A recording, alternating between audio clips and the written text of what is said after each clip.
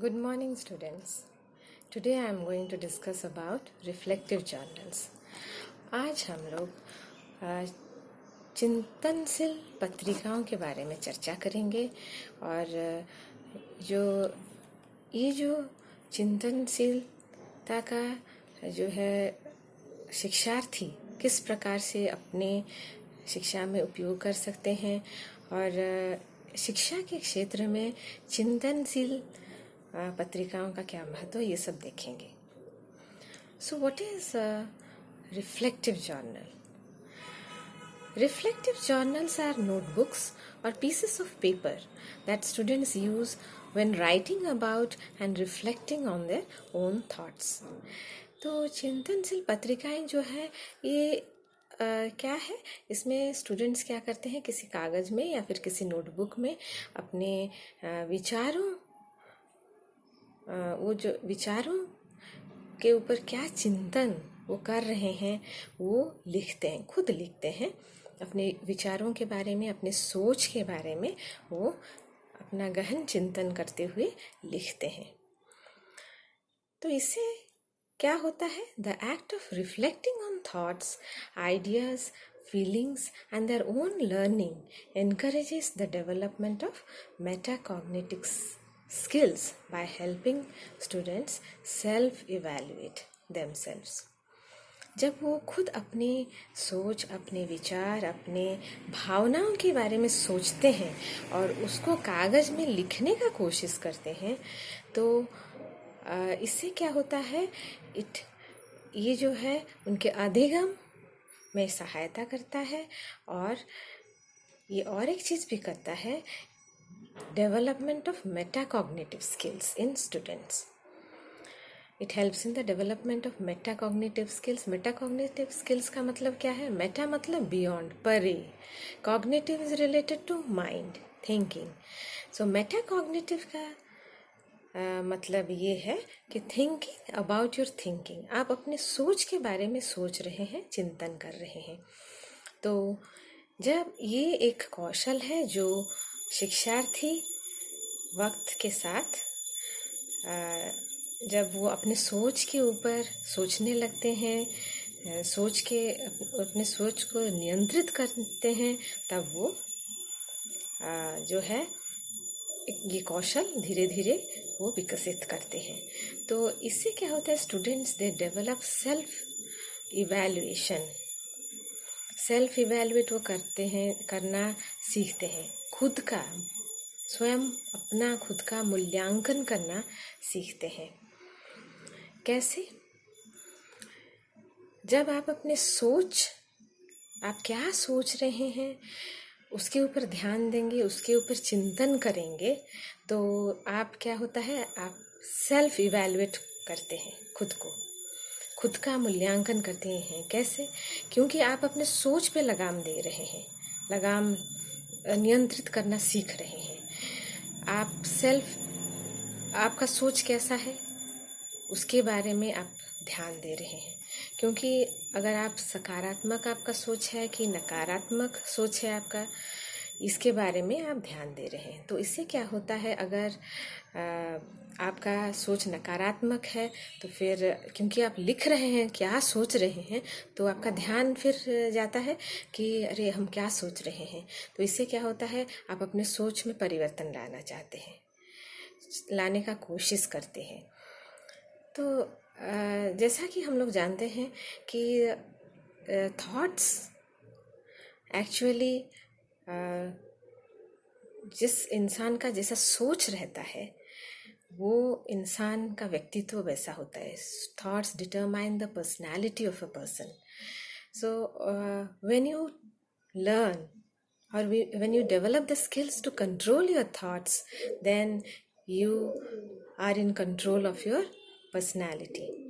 आप अपना व्यक्तित्व का विकास कैसे करना चाहते हैं उसके ऊपर आपका नियंत्रण आप करना सीख लेते हैं.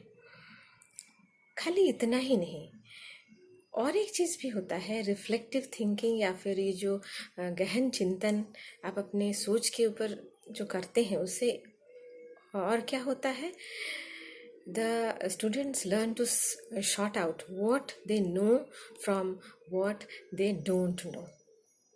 जब आप अपने विचारों को कागज़ पे लिखना शुरू करते हैं तो आपको ये पता, जब फिर उसको पढ़ते हैं लिखने के बाद, तो आपको ये पता चल जाता है कि आप क्या जानते हैं और क्या नहीं जानते हैं।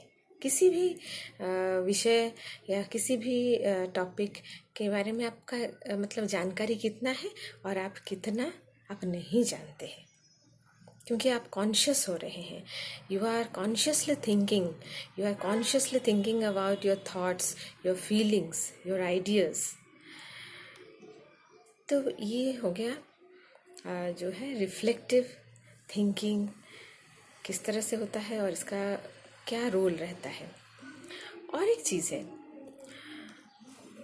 The process of examining one's own thoughts and feelings in particularly is helpful for students who are learning new concepts or beginning to deal with complex issues that go beyond right or wrong answers.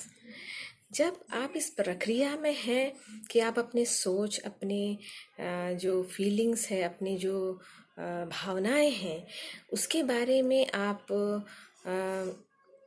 सोच रहे हैं, उसको लिख रहे हैं, तो इससे क्या होता है, आप जो स्टूडेंट्स जो हैं उनको और एक चीज़ में मदद मिलता है, इन लर्निंग न्यू कॉन्सेप्ट्स। सिद्धांतों और अवधारणाओं का जो है उस सीखने में या फिर जानने में या फिर इन अधिगम में बहुत ही सहायता होता है। क्योंकि आप कोई भी जटिल परिस्थिति या कोई जटिल समस्या में आप जब समस्या का सामना करते हैं तो आप उसको लिख रहे हैं। लिखने के बाद आप जो है ये चीज़ क्लियर होने लगता है, आपका विचारों के जरिए आप फिर कहाँ आप आगे नहीं बढ़ पा रहे हैं या उसके आगे आपको क्या करना है समझ में नहीं आ रहा है, ये सारा चीज़ आपको समझ में आने लगता है। क्या सही है या फिर जो समस्या के समाधान में आप जो भी कुछ कार्य कर रहे हैं उसमें कुछ परिवर्तन का ज़रूरत है, इसका आपको जो है एक ठो आइडिया होने लगता है। आप जो है समझ में आता है कि इसके आगे क्या करना है, या फिर अगर नहीं कर पा रहे हैं तो क्या और कर सकते हैं, और या फिर कहीं मदद ले सकते हैं किसी से, इसके बारे में आपको जो है सोच जो है आपका क्लियर होने लगता है। और एक चीज़ है, reflective journal writing is a technique that has been promoted by educators as a means of encouraging reflecting learning. जो ये जो रिफ्लेक्टिव जर्नलिज्म जो है, आपका जो चिंतनशील जो पत्रकारिता है, ये शिक्षा के क्षेत्र में जो है शिक्षकों के द्वारा बहुत ही जो है यूज़ में किस तरह से लाया गया है, क्योंकि it is a means of encouraging reflective learning. जो अधिगम है, अधिगम के क्षेत्र में ये प्रयोग में लाया जा चुका है शिक्षकों के द्वारा। कहाँ जो है चिंतन अधिगम में लाया जा चुका है। क्योंकि जब तक आप सोचेंगे नहीं किसी विषय पे और क्यों कैसे और उसको समझने का कोशिश नहीं करेंगे, आपके जो अवधारणाएं हैं और वो जो है साफ जो अवधारणाएं हैं वो आपका सही और कहाँ आपका डाउट रहा वो कैसे पता चलेगा। तो आपको कहीं ना कहीं सोचना होता है। तो it helps in reflective learning. So this has been used by the teachers, educators in the field of education as a means of encouraging reflective learning. क्योंकि जो सीख रहे हैं, जो पढ़ रहे हैं, जो कर रहे हैं, उसके बारे में आपको सोचना पड़ेगा। बिना सोच के अगर आप ऐसे ही तोता जैसा रट्टा लगा के याद कर रहे हैं, मेमोराइज कर रहे हैं, तो उसका कोई फ़ायदा नहीं। आपको सोचना पड़ेगा उसके बारे में। आपको उस बारे में सोचना क्यों है, कैसे है, क्यों है और किस प्रकार से हो रहा है, इसके बारे में आपको सोचना पड़ेगा। और अपने विचारों को लिखने के बाद फिर उसको दोबारा पढ़ के फिर सोचना पड़ेगा। Reflective journalism highlights students' thoughts and perceptions about course content. जो रिफ्लेक्टिव जर्नलिज्म जो है, इसमें क्या होता है, स्टूडेंट जो है शिक्षार्थी के विचारों और उनके अवधारणाओं का मतलब जो आपका जो विषय वस्तु को लेके आपकी अवधारणाएं, आपकी सोच क्या है, उसको जो है उसके ऊपर प्रकाश डालता है। तो रिफ्लेक्टिव जर्नलिज्म ये इस तरह से एजुकेशन में उसका रोल है, क्योंकि आप जो कोर्स कंटेंट या फिर विषय वस्तु को पढ़ रहे हैं उसके बारे में आपका सोच कैसा है, आपके विचार क्या है, आपकी अवधारणाएं क्या है, आपके परसेप्शंस क्या है, how do you perceive the content you are studying, the way you are perceiving the things you are learning, whether you are perceiving them or not, आपका सोच उसको लेके क्या है, कैसा है, उसके बारे में जो है ये जो है बहुत मददगार साबित होता है। It also fosters critical thinking skills and develops reflective practices among students. ये और एक चीज़ भी करता है, जैसे आपका जो क्रिटिकल थिंकिंग क्या है, समीक्षात्मक जो है विचार कौशल जो है, ये इसका डेवलपमेंट करता है स्टूडेंट्स में, विकास करता है स्टूडेंट्स में, ये विकसित होते हैं।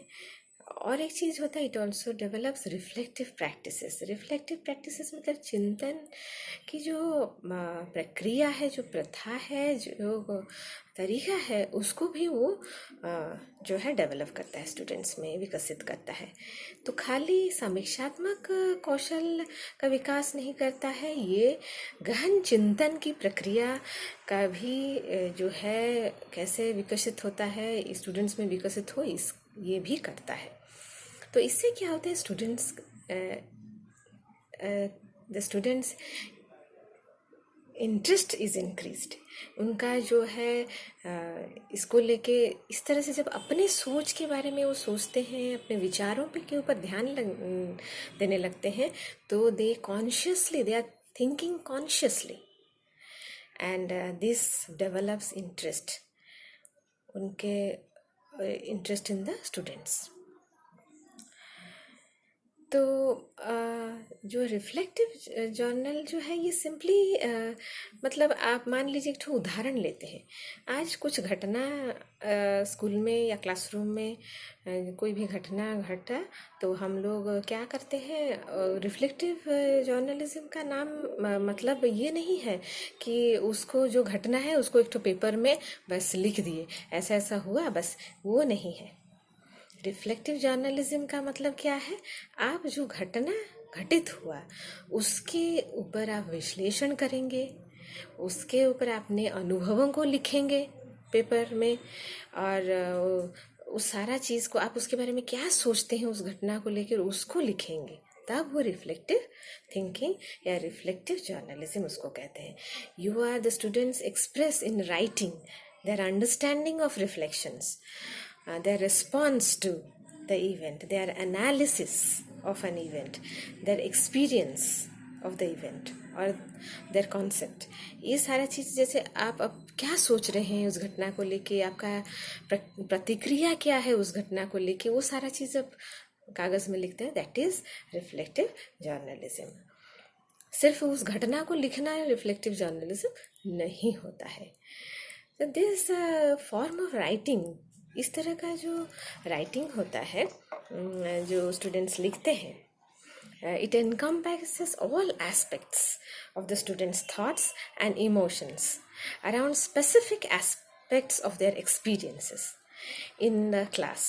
तो इससे क्या होता है, इस तरह का जो लेखन होता है उसमें जो शिक्षार्थी के सोच के हर पहलू जो है सामने आता है, और उसके जो फीलिंग्स है, उसके जो इमोशंस है, उसकी जो भावनाएं हैं, वो भी, उसके भी सारे पहलू जो हैं उभर के आते हैं लेखन के जरिए। वो उसकी उस अपने अनुभव, उस अनुभव जो भी घटना घटित हुआ उसको लेके उसके अनुभव और उसके जो भावनाएं क्या है, और भावनाओं, खाली भावनाएं नहीं, भावनाओं के विभिन्न पक्ष भी उजागर होते हैं इसके जरिए। तो it increases attention and concentration levels during the class time. तो ये क्या होता है, जब आप अपनी भावनाओं के बारे में, आप किस तरह से आपकी भावनाओं के ऊपर आप सोचने लगते हैं, गहन चिंतन करने लगते हैं, तो इससे क्या होता है, आपका कंसंट्रेशन बढ़ता है, आपका अटेंशन बढ़ता है।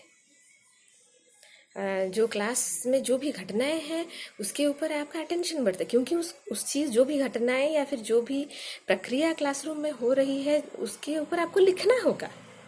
तो इसलिए आप you become more attentive, you become more, your concentration increases, आप ज़्यादा कंसंट्रेट करने लगते हैं, क्योंकि फिर आपको उसके बारे में लिखना होगा।